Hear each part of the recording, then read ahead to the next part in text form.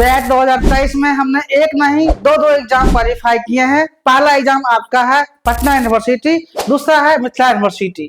अगर आप लोग इस चैनल पे आए हैं तब बिल्कुल सही जगह पे आए हैं, यानी कि आप लोगों का पूरा गाइडेंस यहाँ पे मिलेगा और पेपर 1 की तैयारी करवाई जाएगी। क्वेश्चन आपका पीएचडी लॉ यूनिवर्सिटी में पूछा गया क्वेश्चन है, ठीक है।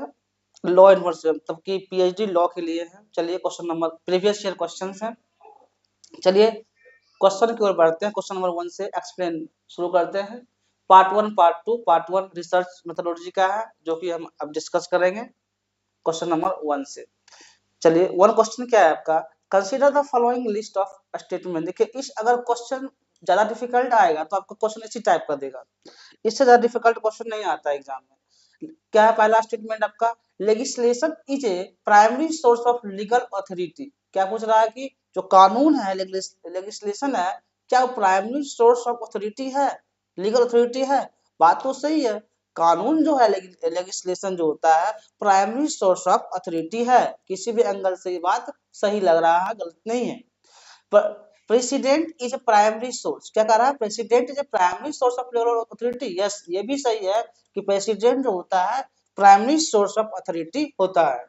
एकेडमिक राइटिंग क्या है, academic writings and text book are a primary source of legal authority. Yes, academic जो होता है, academic writings and text book भी जो होता है आपका primary source of legal authority होता है।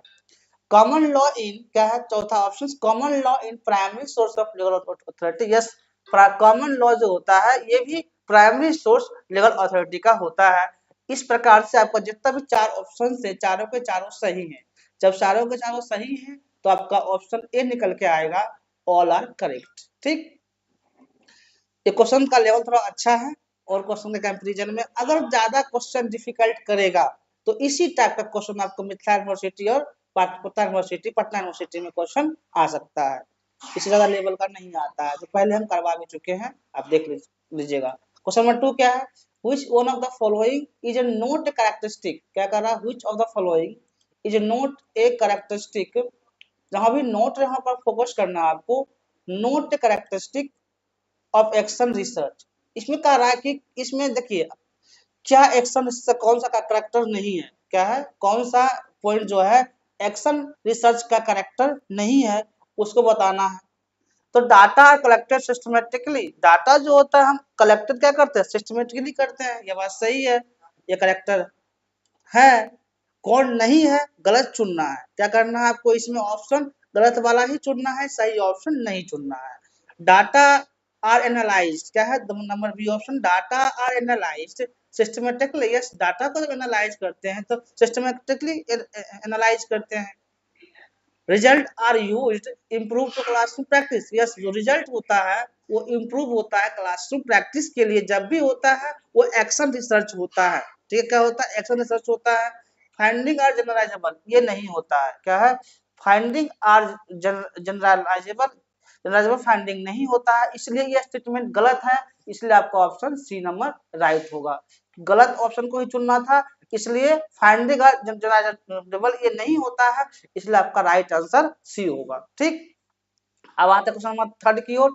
3 क्या है, फैक्ट इज, जो फैक्ट है एक्चुअली दिया हुआ, fact is empirically variable observation. क्या है, fact is empirically variable observation is defined है। इसको डिफाइन किसने किया, जो फैक्ट है वेरिएबल डिफाइन किसने किया, तो इसमें नाम पूछ रहा है तो गुड एंड हार्ट ने इसको डिफाइन किया। इसमें कोई कंसेप्ट नहीं है, सिर्फ नेमिंग की बात है। तो गुड एंड हार्ट इसको सबसे पहले डिस्कवर किए। अब आते हैं तो क्वेश्चन नंबर 4 की, और 4 क्या है, at last time is a. क्या है, at last time is a, at last time क्या होता है इसको बताना है। ठीक ना, at last time is a, तो एट लास्ट टाइम जो होता है आपका सॉफ्टवेयर फॉर क्वालिटेटिव एनालिसिस या मेथड फॉर साइटेशंस या style of writing in legal research या टेस्टमेंट। तो इसका एटलास टीआई जो होता है आपका सॉफ्टवेयर क्या हो जाएगा, सॉफ्टवेयर फॉर क्वालिटेटिव एनालिसिस जो करते हैं वो एटलास टाइम में ही किया जाता है, इसलिए आपका ऑप्शन नंबर ए निकल के आया। क्वेश्चन नंबर 5 करते हैं। 5 क्या है, फ्रॉम द फॉलोइंग लिस्ट, तो लिस्ट दिया हुआ है स्टेटमेंट, आपको आइडेंटिफाई करना है कि ये हैज नेगेटिव इम्प्लीकेशन, क्या है, has negative implications for research ethics. जो रिसर्च का एथिक्स है, जो रिसर्च में कानून है, उसमें क्या नेगेटिव इम्प्लीकेशन होता है अकॉर्डिंग टू योर क्वेश्चन, उसको आप आइडेंटिफाई कीजिए, उसको आप पहचानिए कि कैसे उसको पहचान पाएंगे। ठीक है, क्वेश्चन यही बोल रहा है, जो स्टेटमेंट दिया हुआ है ना, उसमें आपको नेगेटिव इम्प्लीकेशन क्या है रिसर्च एथिक्स में, उस रिसर्च कानून में, लॉ में, उसको आपको यहाँ छांट के करेक्ट उसका बताना है। ठीक है, उसमें क्या क्या होगा। तो क्या है यहाँ पर है कि a researcher critically looks at the finding another research. जी नहीं, ये नहीं होता है, कोई भी रिसर्चर जो होता है उस क्रिटिकली उसको देख करके फाइंडिंग नहीं कर सकता है अनदर रिसर्च को। ठीक है, उसको प्रॉपर वे में पढ़ना होता है, रिव्यू करना होता है, तभी ये पॉसिबल है। ऐसा नहीं कि देख लिए कर लिए, ये नहीं होता है। तो नंबर 2 आते हैं option, related studies are cited. हाँ, जो भी आप स्टडीज कर रहे हो, रिव्यू पढ़ रहे हो, तो उसको साइट प्रॉपर करना है विदाउट प्रॉपर रेफरेंसेज, बिना प्रॉपर रेफरेंसेज के। एज नेगेटिव कराना, क्या करा है यहाँ पर, विदाउट प्रॉपर नहीं, पूरा रेफरेंस होना चाहिए, विदाउट प्रॉपर रेफरेंस का कह रहा है, इसलिए नेगेटिव इम्पैक्ट है। क्या है, नेगेटिव इम्पैक्ट है।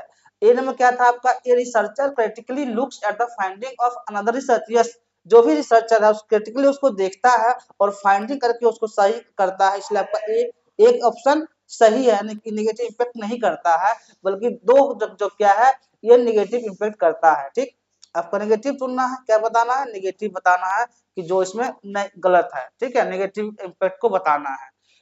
ये ऑप्शन एक नंबर आपका सही है, जो रिसर्च फाइंडिंग्स होता है। Researcher critically looks at the finding of, हाँ, जो हम रिसर्च देखते हैं उसको फाइंड करने की कोशिश करते हैं, उसको खोजने की कोशिश करते हैं, बात सही है। नंबर 3 क्या है, research findings are made basis of policy making. नहीं, ये भी आपका गलत है, नेगेटिव इम्पैक्ट है, पॉलिसी मेकिंग नहीं होता है। कंडक्ट क्या है, conduct of a practitioner is screen in terms of the reported research evidences. ये भी आपका नेगेटिव इम्पैक्ट डालता है। A research study is replicated with a view to verify evidences from the other. हाँ, ये ऑप्शन पॉजिटिव है। क्या है, ये पॉजिटिव है। हाँ, आपको नेगेटिव चुनना है, ये पॉजिटिव है कि रिसर्च स्टडी जो होता है वो सबके लिए रेप्लिकेटेड होता है, तो उसको वेरीफाई व्यू देख करके वेरीफाई किया जाता है और उससे एविडेंस निकाला जाता है, अदर अदर रेफरेंस निकाले जाते हैं रिसर्च का। ठीक है, ये पॉजिटिव इम्पैक्ट है। और both policy making and policy implementing process are regulated in terms of preliminary stage. Yes, ये भी सही है। जो पॉलिसी मेकिंग है, पॉलिसी इम्प्लीमेंटिंग, जो नया नया इम्प्लीमेंट होता है, वो उसके टर्म्स के अनुसार ही, जो पहले स्टडी हुआ है उसके अनुसार ही होता है। यहाँ क्या क्या नेगेटिव इम्पैक्ट कौन कौन सा है, तो आपका 2, 3, 4 जो होता है ये नेगेटिव इम्पैक्ट में आ जाता है। 2, 3, 4 नेगेटिव इम्पैक्ट में आ जाता है। ठीक, क्वेश्चन नंबर 6 क्या है, देखिए 6 का थोड़ा सा क्वेश्चन बड़ा है, इसलिए अब क्या है क्वेश्चन में, अब उसके बाद भी मैं उसको बताते हैं, हम बता देते हैं। इन रिसर्च प्रपोजल, क्या है, research proposal regarding the effect of child rearing practice on stress pronounces of children in completing a school's projects, the hypothesis, ठीक है, जो कंप्लीट हो रहा है एक्चुअली चिल्ड्रेन का, formulated is that child rearing practice do influence stress pronenesses at the data analysis. जब data analysis होता है क्या होगा, null hypothesis is advance find out the testability research hypothesis. ठीक है, on the research of evidence available, यहाँ पर क्या कह रहा है, research of evidence available the null hypothesis is rejected 0.01 level में रिजेक्ट हो रहा है at a significance. What decisions में warranted in respect of the research hypothesis, यहाँ पर किस टाइप का रिसर्च हाइपोथेसिस आपका निकल के आएगा, तो ये जो है the researcher hypothesis will be also rejected, नहीं, आल्सो रिजेक्टेड नहीं हो सकता है। The research hypothesis will B accepted. Yes, जो आपका रिसर्च हाइपोथेसिस है वो क्या होगा, एक्सेप्ट होगा इस क्वेश्चन के अकॉर्डिंग, इसलिए आपका आंसर बी सही होगा। Both researcher hypothesis and null hypothesis will be rejected, नहीं दोनों एक्सेप्टेड रिजेक्टेड नहीं होगा। नो डिसीजंस ये भी नहीं होगा, यानी कि आपका ऑप्शन नंबर बी सही होगा। अब आता है क्वेश्चन नंबर 7। 7 क्या है? When which of the following features are the considered as critical in qualitative research, यानी कि इसमें बताना है आपका क्वालिटेटिव रिसर्च का फीचर्स क्या है। क्या बताना है? क्वालिटेटिव रिसर्च का क्रिटिकल क्वालिटेटिव रिसर्च का फीचर्स क्या है, वही आपको यहाँ पर क्रिटिकल फीचर्स क्या है वो बताना है। ठीक, तो इसमें क्या क्वेश्चन है? Collecting data with help of standardised research tools, ये नहीं होगा। Decision decision sampling with probability sampling technique, ये भी नहीं होगा। हाँ, कलेक्टिंग डाटा, क्या कह रहा है आपका? Collecting data with bottom up empirical evidence, यही सही होगा। जो डाटा कलेक्ट करते हैं कैसे करते हैं? ऊपर से नीचे नहीं करते बल्कि बॉटम अप, मतलब नीचे से ऊपर की जो डाटा होता है उसे कलेक्शन करते हैं, यही आपका एक क्रिटिकल क्वालिटेटिव रिसर्च में आता है। गैदरिंग डाटा ये नहीं होगा, यानी कि आपका ऑप्शन नंबर सी राइट होगा। क्वेश्चन नंबर 8 में आते हैं। 8 क्या है? Which among the following is not a kind of plagiarism, यहाँ पर क्या कर रहा है? इसमें कौन प्लेगरिज्म नहीं है? जहां भी नोट रहे वहां आपको फोकस करना होता है कि इसमें कौन सा प्लेगरिज्म नहीं है। देखिए, जो भी हिंदी मीडियम के स्टूडेंट हैं उनके लिए भी प्रयास कर रहे हैं कि आपको हिंदी में भी क्वेश्चन दे, लेकिन ये प्रीवियस ईयर क्वेश्चन पूछा हुआ है, इंग्लिश मीडियम में पूछा गया है, बट हम कोशिश कर रहे हैं आपको कि हिंदी में एक्सप्लेन करने का, हिंदी में एक्सप्लेन कर रहा है, इसलिए आपको समस्याएं नहीं होगी। Which error among the following is not a kind of plagiarism, इसमें कौन सा प्लेगरिज्म नहीं है? प्लेगरिज्म आपको बताना, नो कौन सा नहीं है, गलत वाला बताना है। पैच राइटिंग प्लेगरिज्म है, इनडायरेक्ट प्लेगरिज्म प्लेगरिज्म है, डायरेक्ट प्लेगरिज्म प्लेगरिज्म है, यानी कि अनटेंड प्लेगरिज्म क्या है? अनटेंड प्लेगरिज्म, ये को प्लेगरिज्म में नहीं आता है, इसलिए आपका ऑप्शन बी गलत है, इसलिए बी ऑप्शन सही होगा, जो कि प्लेगरिज्म नहीं है। क्वेश्चन नंबर 9 पर आते हैं। Which one of the among following statement is false in the context of participatory research, यानी कि क्या कर रहा है कि पार्टिसिपेटरी रिसर्च में गलत कौन है? कौन गलत है? गलत वाला को आपको चुनना है, वो पार्टिसिपेटरी रिसर्च में गलत स्टेटमेंट कौन है, क्या है? तो it recognises knowledge as power, नहीं, ये स्टेटमेंट गलत है। Knowledge as a power, is recognise, जो आप रिकॉग्नाइज कर रहे हैं, क्या knowledge as power? No, not, ये ऑप्शन आपका इसमें पार्टिसिपेटरी रिसर्च में गलत है। It collective process of inquiry, ये बात सही है। It emphasises people as expert, ये भी सही है। Sole purpose of production of knowledge, yes, ये भी सही है, but it recognises knowledge is power, this is wrong statement, और आपको इसमें गलत वाला ही चुनना है, तो गलत वाला ऑप्शन ए हो जाएगा, जो कि गलत है। ठीक, अब आते हैं 10 नंबर क्वेश्चन में। which one among the following statement true in the context of testing hypothesis, इसमें क्या कह रहा है कि आप बताइए टेस्टिंग हाइपोथेसिस में कौन सा स्टेटमेंट सही है? सही वाला स्टेटमेंट को बताना है टेस्टिंग हाइपोथेसिस में, ठीक ना? तो it is the only alternative hypothesis that can be accepted, नहीं, अल्टरनेटिव हाइपोथेसिस सिर्फ वही एक्सेप्ट होगा, ऐसा नहीं होता है, ठीक ना? It is only the null hypothesis that can be accepted, नहीं, सिर्फ नल हाइपोथेसिस भी एक्सेप्टेड नहीं होता है, दोनों हो सकता है, एक्सेप्टेड या रिजेक्टेड, ये तो प्रोबेबिलिटी बनता है, चांस बनता है ना। बोथ द अल्टरनेटिव, क्या लिखा है? Both the alternative and null hypothesis can be accepted, yes, दोनों नल हाइपोथेसिस हो या अल्टरनेट हाइपोथेसिस हो, चांसेस क्या होगा? दोनों का एक्सेप्ट होने का चांस होगा, ये आपका हाइपोथेसिस का आता है। हाइपोथेसिस मतलब क्या होता है? एजम्पशन होता है, एक टेंटेटिव आइडिया होता है, जो कि अप्रूवल नहीं होता है, एक आइडिया होता है, टेंटेटिव आइडिया होता है कि हमको ये चीज करना है।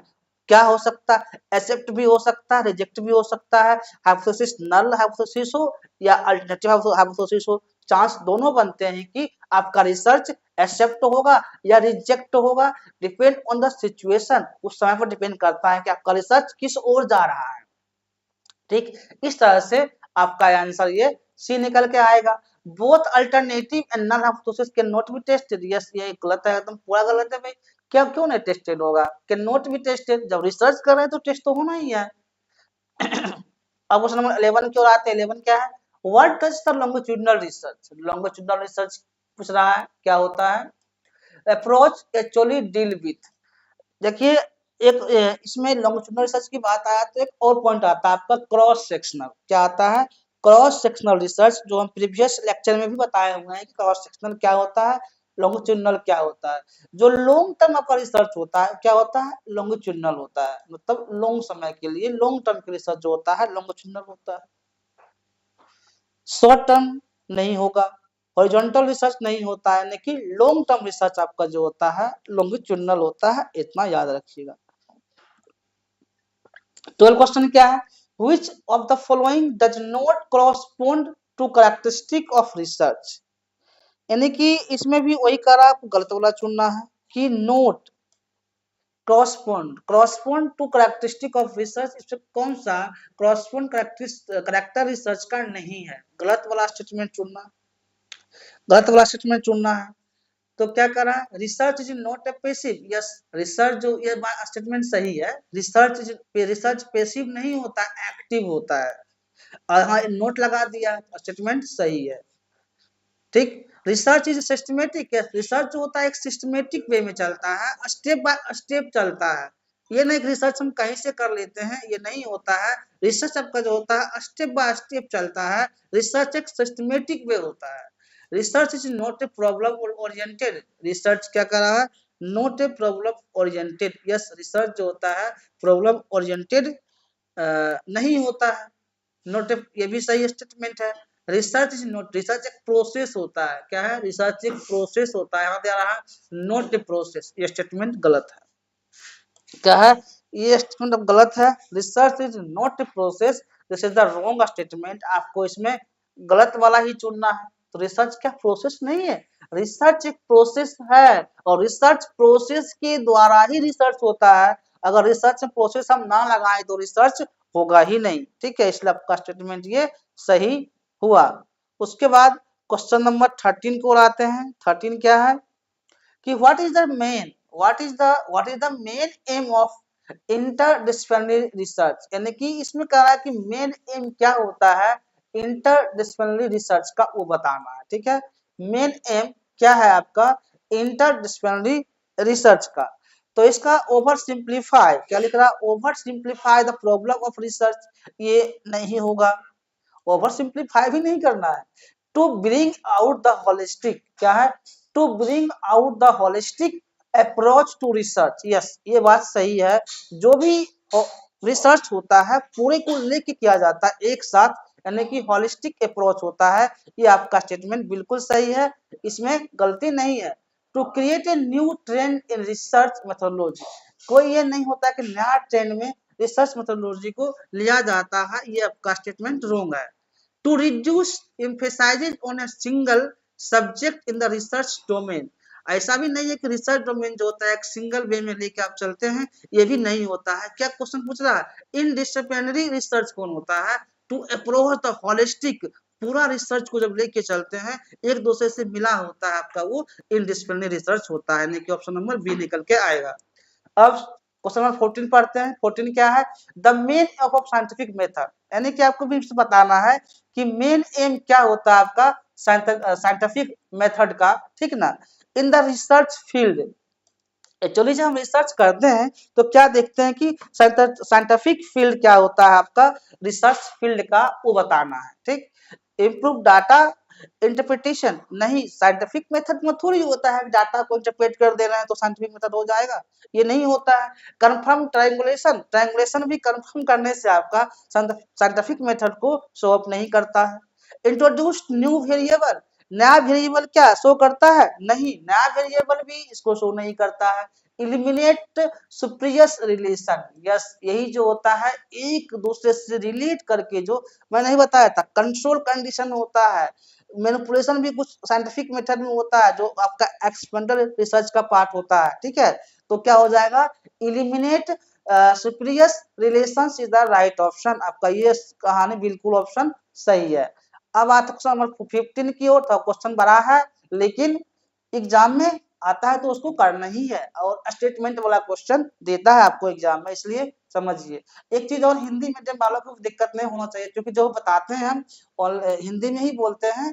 प्रीवियस ईयर क्वेश्चन ये है, तो इसमें आपको इंग्लिश में क्वेश्चन आया था। Which one of the following statement is correct in context to research, यानी कि इसमें कह रहा है कि ये जो स्टेटमेंट दिया हुआ है रिसर्च के अकॉर्डिंग कौन सा सही ऑप्शन होगा, सही पॉइंट है, उसको आपको यहाँ पे बताना है, सही वाला को बताना है। ठीक है, तो देखिए यहाँ क्या फर्स्ट ऑप्शन से डिस्कस कर लिया जाए। Research refers to series.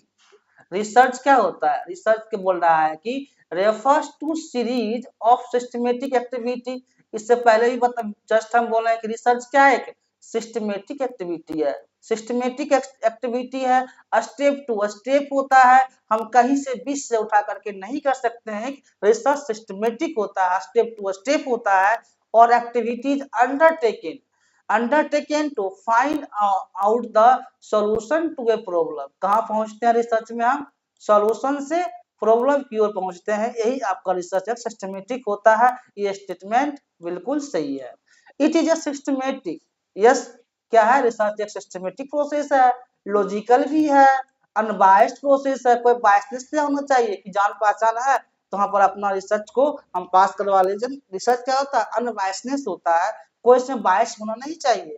Where in verification of hypothesis, जो आपका हाइपोथेसिस है, जो आइडिया है, उसका प्रॉपर वे में वेरिफिकेशन होना चाहिए। Data analysis, interpretations and formation of principles can be done. ये बात भी सही है, जो भी फॉर्मेशन ऑफ प्रिंसिपल्स होता है वो कंप्लीट होना चाहिए। It is an intellectual inquiry, yes यह इंटेलेक्चुअल इंक्वायरी होता है। और क्वेस्ट टुवर्ड्स द ट्रूथ, और क्वेस्ट टुवर्ड्स द ट्रूथ, ये भी स्टेटमेंट सही है। इट इज इनहांस नॉलेज, इससे क्या होता है? रिसर्च से नॉलेज का इनहांस होता है। रिसर्च इनहांस नॉलेज, यानी कि आपको ये चारों स्टेटमेंट जो है, चारों स्टेटमेंट सही है। इसमें किसी प्रकार की ये नहीं है कि स्टेटमेंट, रिसर्च में चारों होना जरूरी है, इसलिए आपको ऑप्शन निकल के आया इसका A option is the right. अब आता है क्वेश्चन नंबर 16 की ओर आते हैं। 16 क्या है?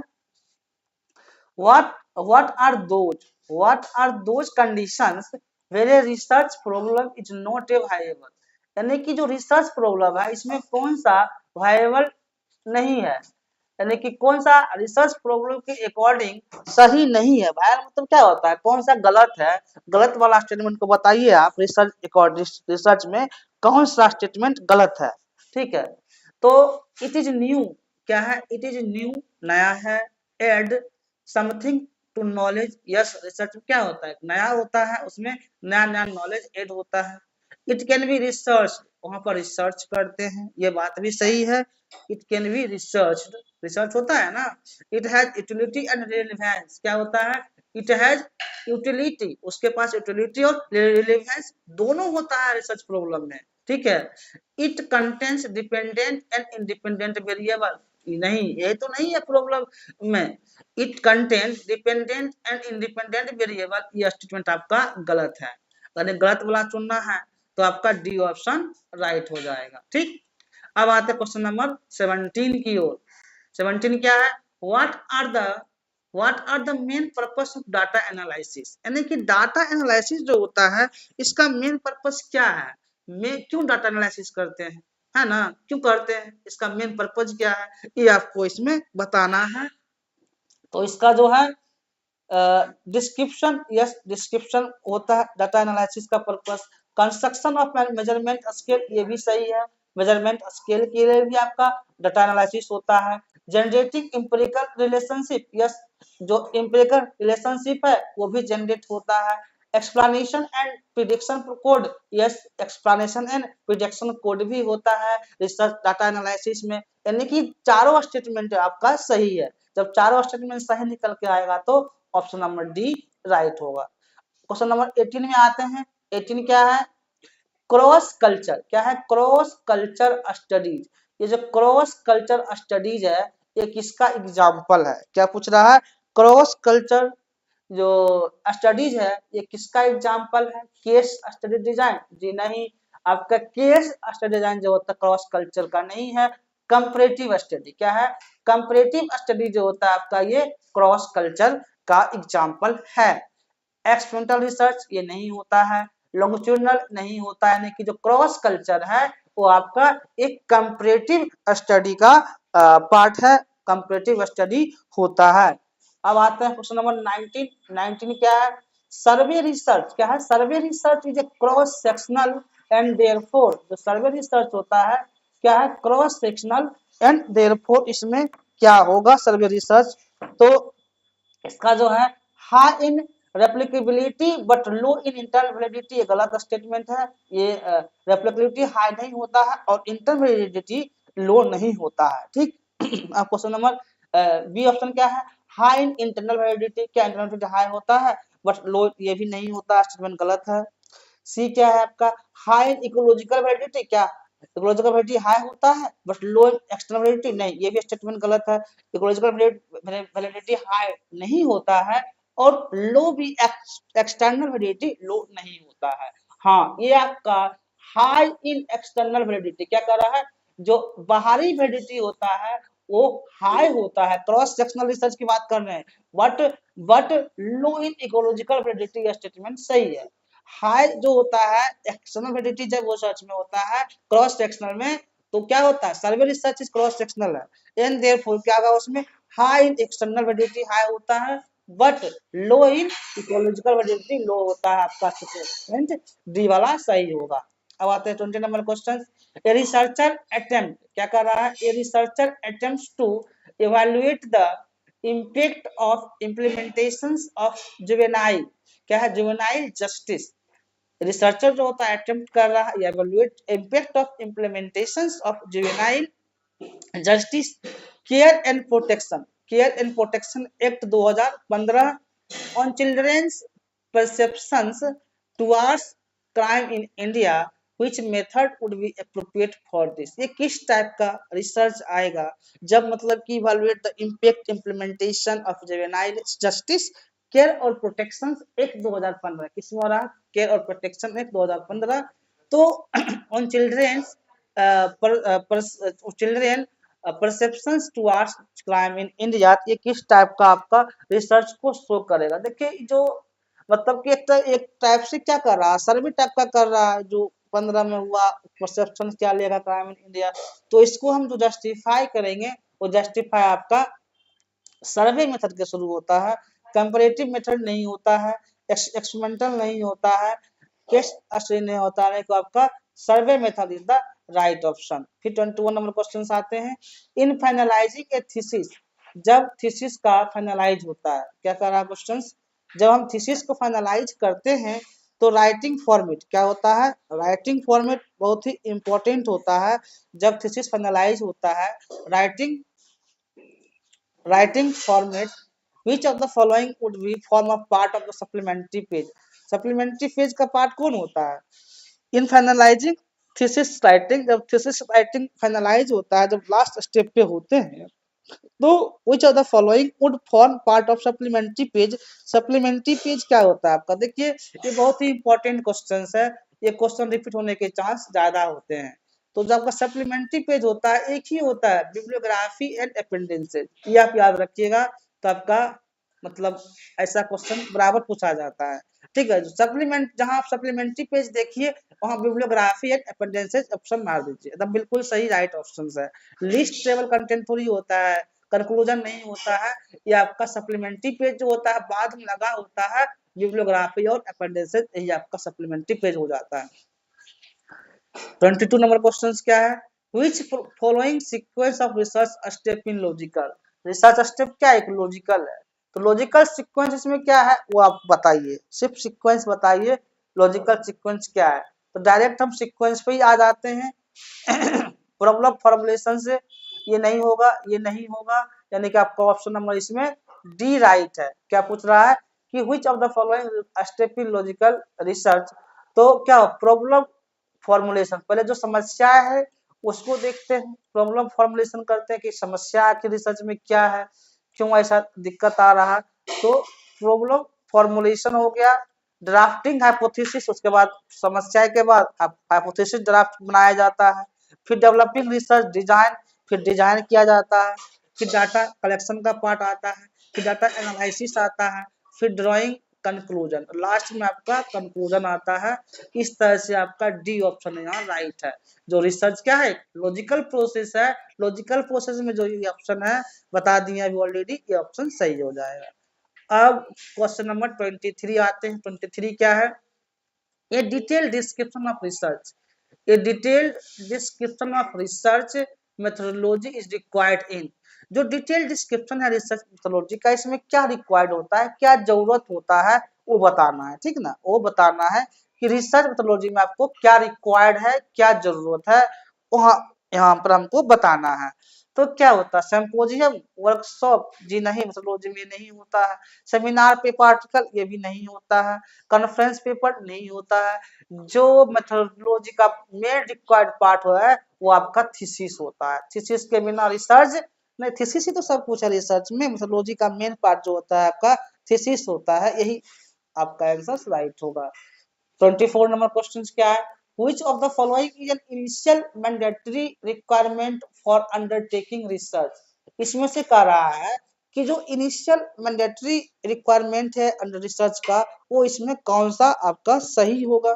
तो डेवलपिंग रिसर्च डिजाइन, ये इनिशियल मैंडेटरी नहीं, इनिशियल थोड़ी है, नहीं होगा। डिसाइडिंग द सैम्पलिंग टेक्निक, ये भी इनिशियल नहीं है। फॉर्मुलेटिंग हाइपोथेसिस तो बाद में करते, पहले क्या देखते हैं, क्वेश्चन सोचते हैं कि हमको करना क्या है।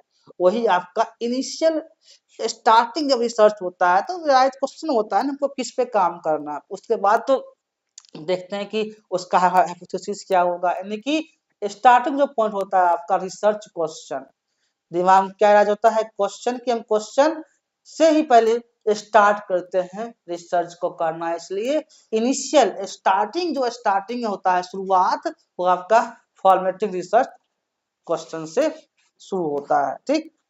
अब क्वेश्चन नंबर 25 में आते हैं। 25 क्या है, मेल एंड फीमेल, क्या कह रहा है यहाँ पे, male and female studies perform equally well in legal aptitude test. यानी कि मेल और फीमेल दोनों इक्वल परफॉर्म कर रहा है लीगल एप्टीट्यूड टेस्ट में, ठीक है। दिस स्टेटमेंट इंडिकेट, ये किस टाइप के रिसर्च को स्टेटमेंट इंडिकेट कर रहा है, ठीक है। दोनों इक्वल है, मेल और फीमेल परफॉर्मेंस दिस टेस्ट। तो रिसर्च हाइपोथेसिस नहीं, रिसर्च हाइपोथेसिस को इंडिकेट नहीं कर रहा है। डायरेक्शनल हाइपोथेसिस, क्योंकि मेल और फीमेल दोनों है ना, एक साथ परफॉर्म इक्वली कर रहा है, लीगल एप्टीट्यूड टेस्ट है, तो ये भी नहीं होगा। नल हाइपोथेसिस, क्या होगा आपका, नल हाइपोथेसिस जो होता है, दोनों मेल और फीमेल में इक्वल एप्टीट्यूड टेस्ट है, ये आपका नल हाइपोथेसिस सही होगा। स्टैटिस्टिकल हाइपोथेसिस नहीं होता है, ठीक। अब क्वेश्चन नंबर 26 आते हैं। Which of the following steps are required, क्या कर रहा है, इसमें जो स्टेटमेंट दिया हुआ है, कौन सा स्टेप रिक्वायर्ड, जरूरत होता है। डिजाइन ए क्वेश्चनाइजर, यानी कि क्वेश्चन का डिजाइन बनाने के लिए इसमें कौन सा स्टेटमेंट जरूरी होता है, वो स्टेटमेंट को आपको बताना है। देखिए जो जो की पॉइंट होता है उसको हम ऑलरेडी अंडरलाइन नहीं तो उसको हाईलाइट कर रहे हैं या ये सर्कल कर दे रहे हैं, जो आपको अच्छा से समझ में आए, ठीक है। 26 नंबर ये है, क्या करा, डिजाइन एक क्वेश्चनाइजर में कौन सा रिक्वायर्ड है। अब यहाँ पर पहले ऑप्शन दिया हुआ है, आपको 1 2 3 4 देखना है, फिर इससे सेलेक्ट करना है कि इसमें कौन सा आंसर सही होगा, उसको बताना है। देखिए इसमें जो पहला होता है आपका क्या है,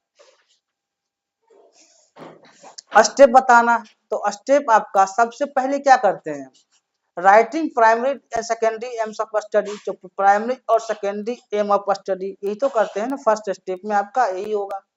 primary secondary aim of study, उसके बाद रिव्यू ऑफ लिटरेचर, लिटरेचर को पढ़ा जाता है। फिर ड्राफ्ट क्वेश्चनाइजर करते हैं, उसके बाद रिव्यू ऑफ द ड्राफ्ट होता है। यानी कि जो स्टेप चला है, स्टेप आपका डी ऑप्शन सही होगा।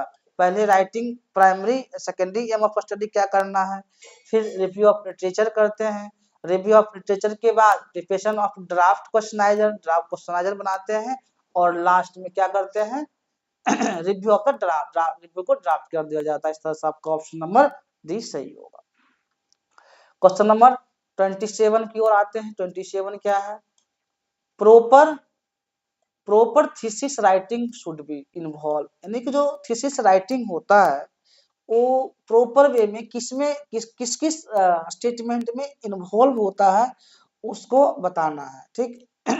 तो इसमें क्या है? रिडक्शन ऑफ पंक्चुएशंस, क्या है? Reduction of punctuations and grammatical error ये भी थीसिस राइटिंग में प्रॉपर मेंशन किया जाता है। कम से कम पंक्चुएशन हो और कम से कम ग्रामेटिकल एरर हो, ना हो तो बेटर है। केयरफुल साइटेशन ऑफ रेफरेंस, जब आप रेफरेंस देते हैं तो वहां पर केयरफुल रहना है, एक्टिव रहना है, कहीं कोई मिस्टेक ना हो। Logical consistency in the way of thesis in written, जब आप मतलब कि थीसिस लिखते हैं उस समय तो लॉजिकल कंसिस्टेंसी होना चाहिए, उस पर प्रॉपर वे में उसी पे ध्यान होना चाहिए काम करते समय। ये भी आपका थीसिस राइटिंग का प्रॉपर पार्ट्स है, ठीक। एक क्लियर, अब क्या कर रहा है? एक clear and well written format, yes, जो आप लिखते हैं रिसर्च फॉर्मेट में वो साफ सुथरा होना चाहिए और वेल अच्छा फॉर्मेट में आपका लिखा होना चाहिए। इस तरह से आपका ए ऑप्शन निकल के सही आता है, चारों का चारों स्टेटमेंट सही है। कोई कंफ्यूजन इसमें नहीं होगा। क्वेश्चन नंबर 28 क्या है? What is the research design? Research design क्या है? सीधा पूछ रहा है कि रिसर्च डिजाइन क्या है? A way of conducting research is not grounded in theory, ये तो है ही नहीं रिसर्च डिजाइन कि ग्राउंडेड इन थ्योरी, स्टार्टिंग से नहीं होता है। A style in which research finding presented, ये भी नहीं है। A process of deciding the quantitative और क्वालिटेटिव रिसर्च मेथड्स, ये आपका नहीं है। ऑप्शन रिसर्च डिजाइन का पार्ट नहीं है।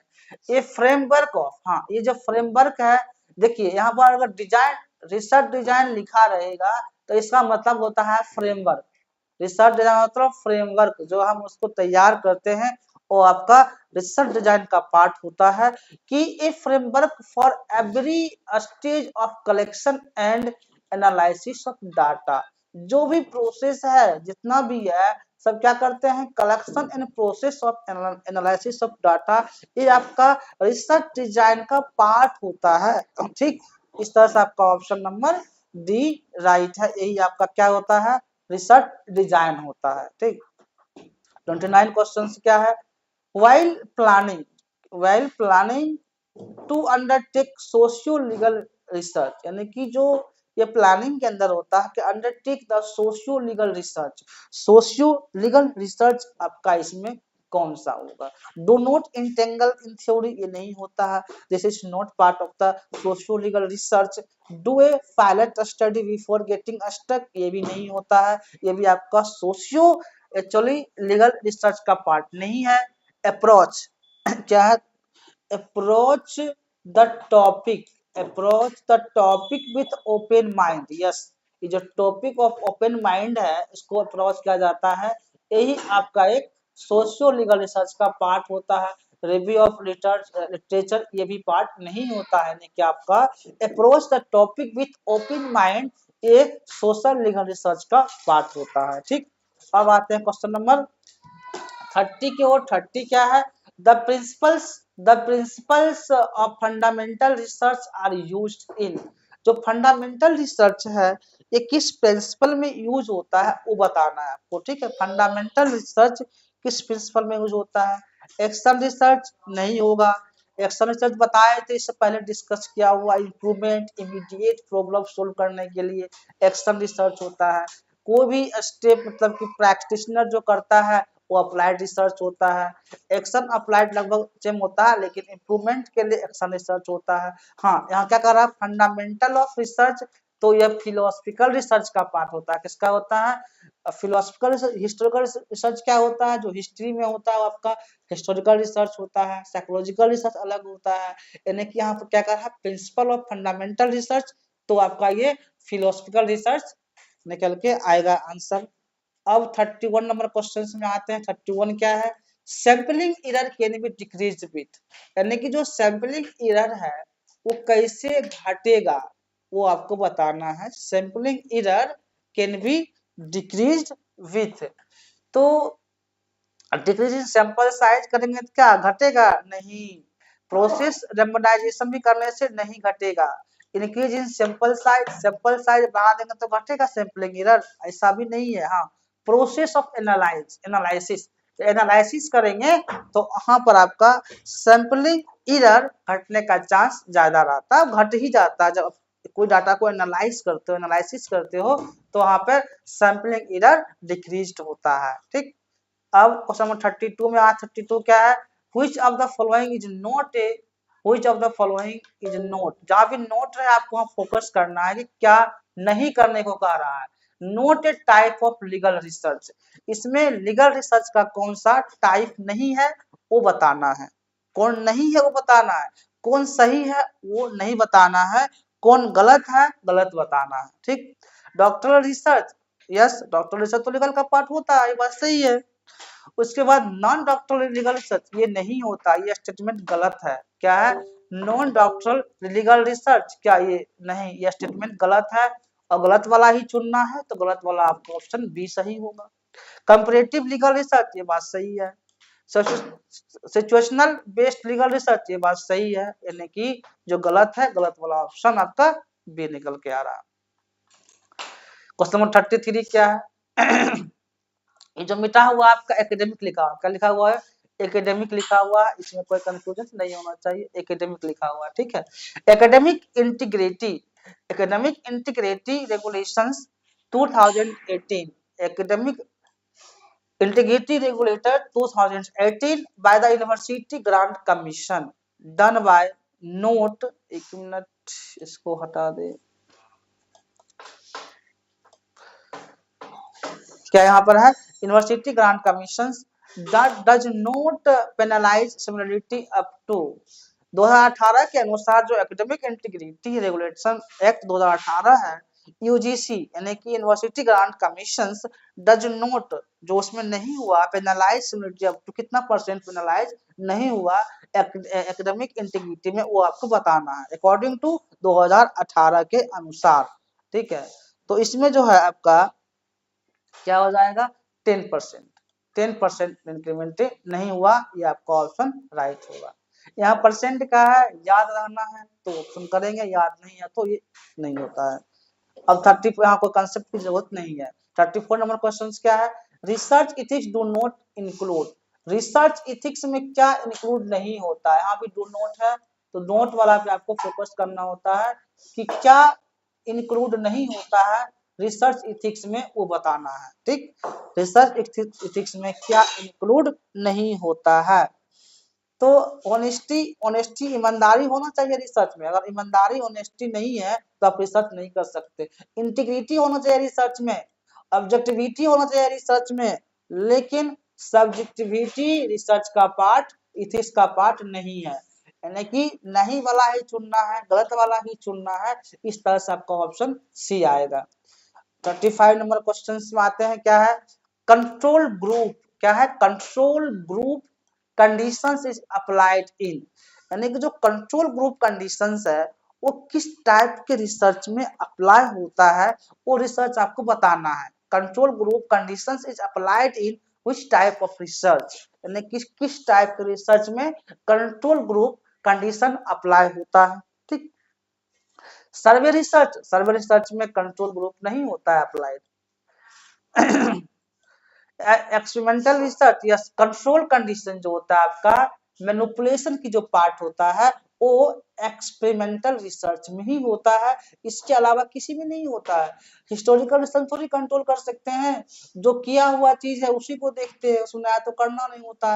नया क्या है, जो हिस्ट्री में जो पहले से किया हुआ है उस चीज को इलाबोरेट करते हैं, कोई वहां पर कंट्रोल ग्रुप की आवश्यकता ही नहीं होती है। डिस्क्रिप्टिव रिसर्च क्या होता है, एज इट इज, जैसा का तैसा आपका डिस्क्रिप्टिव रिसर्च हो जाता है, जो है तो उसको स्टडी करके निकल जाना है। यानी कि जो कंट्रोल कंडीशन होता है वो आपका एक्सपेरिमेंटल रिसर्च का पार्ट होता है, जहां पर मैनिपुलेशन होता है, कंट्रोल कंडीशन होता है, इंडिपेंडेंट और dependent variable are applied for the experimental research. ठीक, अब आता है क्वेश्चन नंबर 36 क्या है, a hypothesis is a hypothesis क्या है, इसका मतलब एक होता है, दूसरे शब्द में बोलेंगे तो टेंटेटिव आइडिया भी होता है। क्या होता है, टेंटेटिव आइडिया। लॉ थोड़ी होता है hypothesis, कैनन तो होता नहीं है। सब पोजीशन है, टेंटेटिव है, टेंटेटिव आइडिया है, ये हाइपोथेसिस का मतलब होता है, पोस्टुलेट नहीं होता, यानी कि supposition is the right. Then move to 37 number questions. Which of the following features are required in a scientific research method? यानी कि इसमें क्या कह रहा है, इससे बताइए आप कि जब साइंटिफिक रिसर्च होता है तो कौन सा मेथड जरूरी होता है, साइंटिफिक रिसर्च में कौन सा मेथड जरूरी होता है वो बताना है। देखिए जब साइंटिफिक रिसर्च होता है उसमें प्रेडिक्टेबिलिटी भी जरूरत होता है, बिना प्रेडिक्टेबिलिटी का रिसर्च साइंटिफिक रिसर्च पॉसिबिलिटी नहीं है। ऑब्जेक्टिविटी पहले ही बताया कि होना ही चाहिए रिसर्च में, साइंटिफिक रिसर्च में वेरिएबिलिटी भी होना चाहिए और सिस्टमेटिक भी होना चाहिए, यानी कि चारों स्टेटमेंट जो दिया हुआ है ये साइंटिफिक रिसर्च के लिए फीचर्स है, उसका रिक्वायर्ड है। इसके बिना साइंटिफिक रिसर्च पॉसिबिलिटी नहीं होता है। यानी कि चारों ऑप्शन किस ऑप्शन में दिया हुआ है, ये 1 2 4 है नहीं, यानी कि आपका डी ऑप्शन जो है 1 2 3 4 सारा दिया हुआ है, इसलिए डी सही होगा। क्यों होगा, कैसे होगा, इस सारे पॉइंट को हम डिस्कस करके ही निकलते हैं ऑप्शंस में। ठीक, 38 नंबर क्वेश्चन क्या है, research is not considered ethical if it, यानी कि इसमें रिसर्च जो होता है किसमें कंसिडर्ड नहीं होता है, इथिकल मतलब कानून है, ठीक है, उसको बताना है आपको। नोट, देखिए नोट जहां आता है वहां आपको गलत वाला स्टेटमेंट चुनना होता है, तो कौन सा इथिकल का पार्ट नहीं है वो बताइए। तो try to prove a particular point is सही है जो भी पर्टिकुलर पॉइंट है उसको ट्राई किया जाता है। Is not a very high standard, very high standard नहीं होता, बात सही है, ठीक है।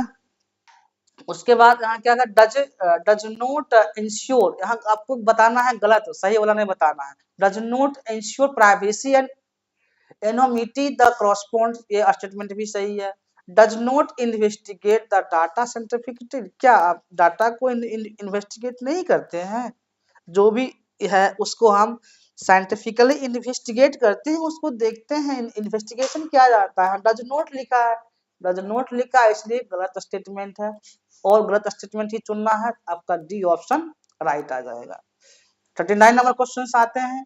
वन ऑफ द मेथड्स, क्या कह रहा है, one of the methods of logical reasoning process is called, यानी कि इसमें लॉजिकल रीजनिंग का जो मेथड है उसमें कौन सा है वही आपको बताना है। लॉजिकल रीजनिंग इसमें कौन सा है, लॉजिकल रीजनिंग बताइए। तो लॉजिकल रीजनिंग जो होता है आपका इंडक्शन, इंडक्शन क्या है आपका, this is a part of the logical reasoning, या लॉजिकल रीजनिंग का पार्ट है। एक्स पोस्ट फैक्ट ये लॉजिकल रीजनिंग का पार्ट नहीं है। डिस्क्रिप्टिव जैसा का तैसा, एज इट इज ये नहीं होता है। एक्सपेरिमेंट कंट्रोल कंडीशंस में अप्लाइड होता है, यानी कि आपका ऑप्शन नंबर ए निकल के आएगा, दिया है आपका एक लॉजिकल रीजनिंग का पार्ट होता है इंडक्शन।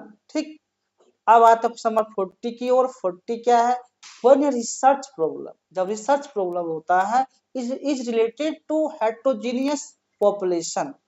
हेटेरोजेनियस में क्या होता है, डिफरेंट टाइप के पॉपुलेशन, एक होता है होमोजेनियस जो सेम टाइप के पॉपुलेशन होता है, हेटेरोजेनियस मतलब डिफरेंट टाइप का पॉपुलेशन इन्वॉल्व होता है, वो अलग अलग होता है, वो रिसर्च प्रॉब्लम की बात। द मोस्ट सुटेबल क्या है, the most suitable sampling method is, यानी कि सबसे सुटेबल सैम्पलिंग मेथड कौन सा होता है आपका हेटेरोजेनियस रिसर्च में, वो बताना है। तो क्लस्टर सैम्पलिंग हेटेरोजेनियस का पार्ट नहीं है। स्ट्रेटिफाइड सैम्पलिंग क्या है, स्ट्रेटिफाइड सैम्पलिंग ये आपका अलग अलग डिफरेंट टाइप का सैम्पलिंग अगर इन्वॉल्व रहेगा तो यह आपका क्या है हेटेरोजेनियस पॉपुलेशन के लिए सैंपलिंग यूज होता है। कौन सा, स्ट्रेटिफाइड सैंपलिंग, कन्वेंस सैंपलिंग नहीं होता है और लॉटरी मेथड का यूज यहाँ पे नहीं किया जाता है। ठीक, अब क्वेश्चन नंबर 41 की ओर आते हैं। 41 क्या है, द एग्जिस्टिंग कंपनी क्या है, जो पहला कंपनी है, the existing company information is an example which of data, यानी कि जो एग्जिस्टिंग कंपनी है information is an example of which data, तो किस टाइप का उससे हमको जो इंफॉर्मेशन मिलता है वो किस टाइप का डाटा का मिलता है इंफॉर्मेशन, मतलब कि कोई कंपनी है मान लीजिए, उससे हम डाटा लेते हैं तो क्या हुआ, अदर सोर्स हुआ,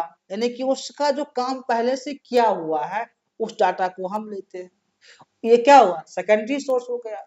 प्राइमरी क्या होता है, जो सेल्फ कलेक्टेड, जो हम डाटा खुद से कलेक्शन करते हैं वो डाटा आपका प्राइमरी सोर्स होता है।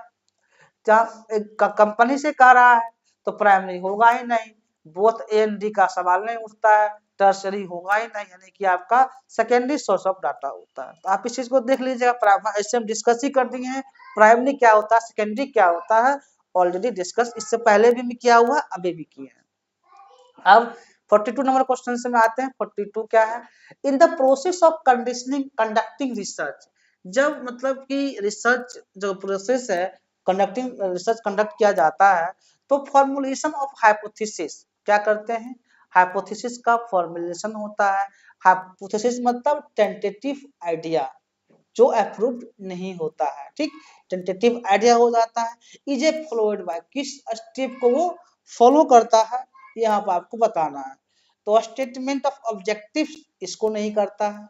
एनालिसिस ऑफ डाटा, हाइपोथेसिस बनाते हैं तो उसको डाटा को एनालाइज तो करेगा नहीं।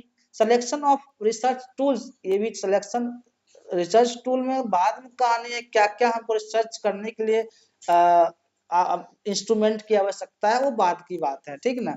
कलेक्शन ऑफ डाटा, जब हाइपोथेसिस बनते हैं डाटा कैसे कलेक्ट करना है, ये बातें क्वेश्चंस एराइज होता है। तो इस तरह से आपका collection of data he formulation of hypothesis को फॉलो अप करता है, उसी को यहाँ को दिखाता है, ठीक। अब 43 नंबर क्वेश्चन में आते हैं। Which of the following citations adhere APA style of referencing, APA का फुल फॉर्म क्या होता है आप लोग कमेंट्स में लिखिएगा, इससे पहले हम बता चुके हैं इसलिए यहाँ पे नहीं बताएंगे, आप लोग कमेंट्स करिएगा एपीए का फुल फॉर्म क्या होता है। कभी कभी एग्जाम में डायरेक्ट फुल फॉर्म से भी क्वेश्चन आ जाता है कि एपीए का फुल फॉर्म क्या है, ठीक। क्वेश्चन नंबर 43 है, वेगमैन यहाँ क्या कह रहा है, साइटेशन जो एडहेयर होता है एपी स्टाइल रेफरेंसिंग में कौन सा स्टेटमेंट होगा। तो जैसे कि यहाँ साइंटिस्ट का नाम क्या है, वेगमैन है, जे वेगर 2021 जो दिया हुआ है, receiving the other self and experimental first person account of non verbal social interactions the American journal of psychology, क्या होता है अमेरिकन जर्नल ऑफ साइकोलॉजी, ये आपका राइट ऑप्शन हो जाएगा। ये फॉर्मेट जो होता है एक्चुअली एपी स्टाइल में लिखा जाता है, ये आपका सही ऑप्शन ए होगा, ठीक। 44 क्वेश्चन क्या है, what is the maximum punishment prescribed for the violating UGC guideline on plagiarism, यानी कि मैक्सिमम पनिशमेंट क्या मिल सकता है अगर आप इधर उधर करते हैं, वायलेट करते हैं यूजीसी गाइडलाइन के प्लेगरिज्म के अकॉर्डिंग, डाटा किसी का लेकर के अपने नाम पर अगर कर लेते हैं तो प्लेगरिज्म का पार्ट है। खुद का डाटा भी दो जर्नल में पब्लिश नहीं कर सकते हैं, ये भी प्लेगरिज्म का पार्ट है, यानी कि ऐसा होता है तो यूजीसी की ओर से क्या पनिशमेंट है उसको आपको यहाँ पे देखना है। तो विथड्रॉ क्या है, withdraw manuscript submitted for publications and shall not be allowed, क्या करा, shall not be allowed to publish any work for a minimum period of 3 years, आप कोई पब्लिश नहीं कर सकते हैं minimum period for 3 years, and in case of faculty shall be denied a right to successive annual increments and shall not be allowed to be supervisors, UG, PG, masters, MPhil, PhD student, scholar and period of 3 years, ये आपका statement सही हो जाएगा, ठीक। यही आपका UGC का guideline के अकॉर्डिंग पनिशमेंट होता है। ये बी नहीं है, सी नहीं है और डी नहीं, इस तरह ऑप्शन सब गलत है। 45 नंबर क्वेश्चन से आते हैं। 45 क्वेश्चंस क्या है, which of the following is not, क्या है, which of the following is not of referencing style, referencing style इसमें कौन सा नहीं होता है, रेफरेंसिंग स्टाइल बताना है कि कौन सा पार्ट नहीं होता है। तो यहाँ देखिए अमेरिकन साइकोलॉजिकल एसोसिएशन, जो इससे एपीए स्टाइल बताए थे, क्या उसका फुल फॉर्म होता है, जहाँ आपका ऑप्शन में फुल फॉर्म भी दिया हुआ है। अमेरिकन साइकोलॉजिकल एसोसिएशन होता है, एपीए का फुल फॉर्म है। Chicago manual of style, Harvard referencing style, ये तीनों जो होता है रेफरेंस स्टाइल का पार्ट होता है।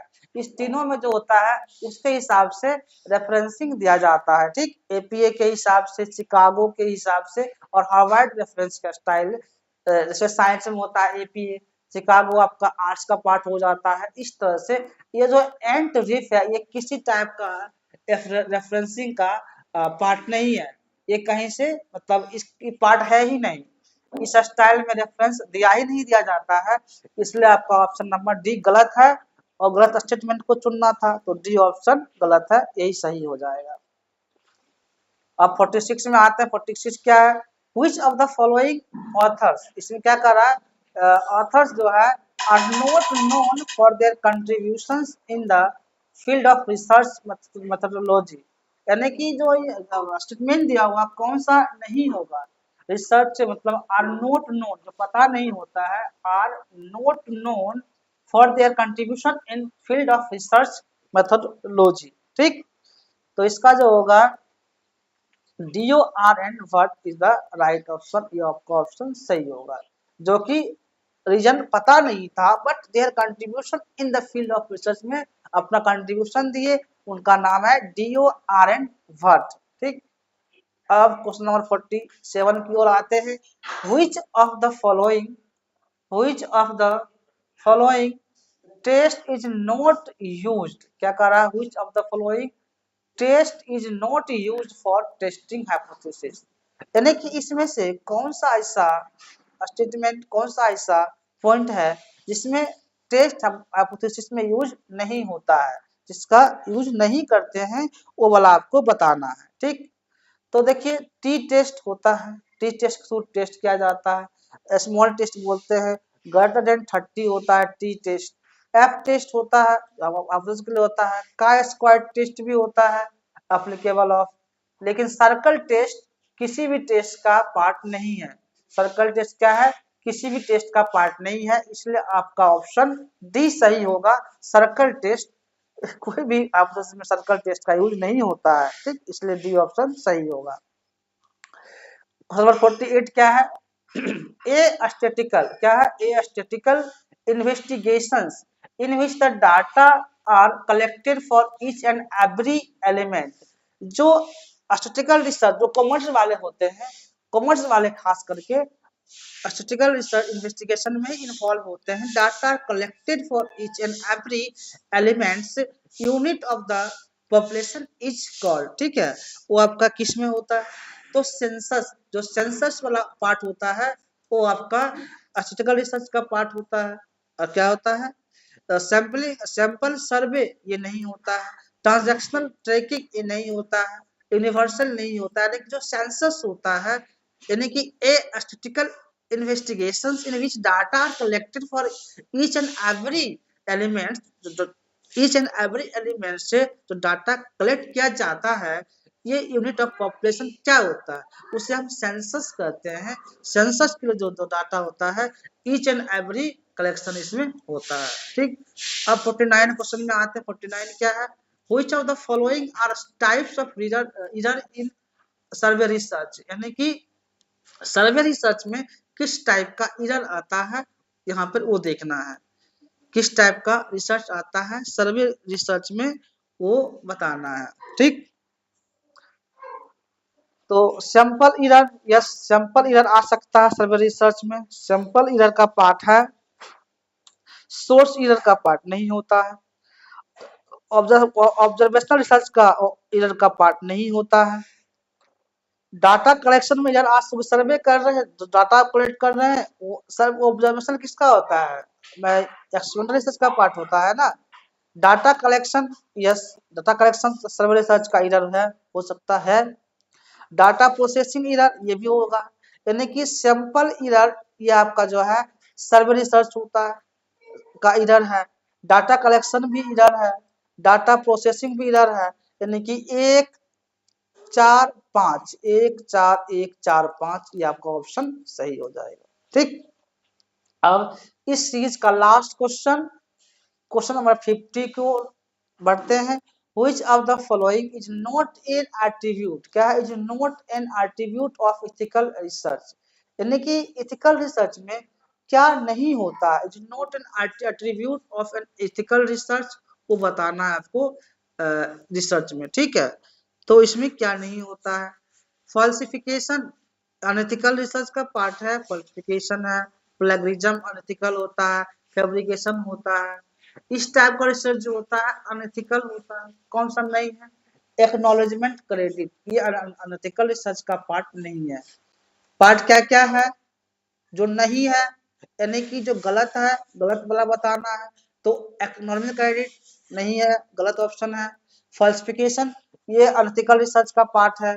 प्लेगरिज्म है, फैब्रिकेशन है, जो कि अनएथिकल रिसर्च में आता है। कौन नहीं आता है? तो एक्नॉलेजमेंट क्रेडिट जो होता है इसके पार्ट में नहीं आता है। ओवरऑल हमने आज 50 क्वेश्चन पेपर 1 का डिस्कस कर लिया है। जिनको भी कुछ कंफ्यूजन होगा आप हमें कमेंट बॉक्स में कमेंट कर सकते हैं। हाँ, आप लोग के लिए अब सूचना देना चाह रहे हैं कि जिन लोगों को क्विज लगाना होगा, मॉक टेस्ट लगाना होगा, मेरे चैनल पे पोस्ट में क्वेश्चन दिया हुआ है, वहां जाके आप प्रैक्टिस कर सकते हैं और अपने आप को जस्टिफाई कर सकते हैं कि मैं कितना मार्क्स आ रहा है, कितना क्वेश्चन सही कर पा रहे हैं, और उसमें एक्सप्लेनेशन के साथ आंसर दिया हुआ है जो आप लोग के लिए हेल्पफुल होगा ताकि आप लोग का भी पैट क्वालिफाई हो। Thank you watching for this video.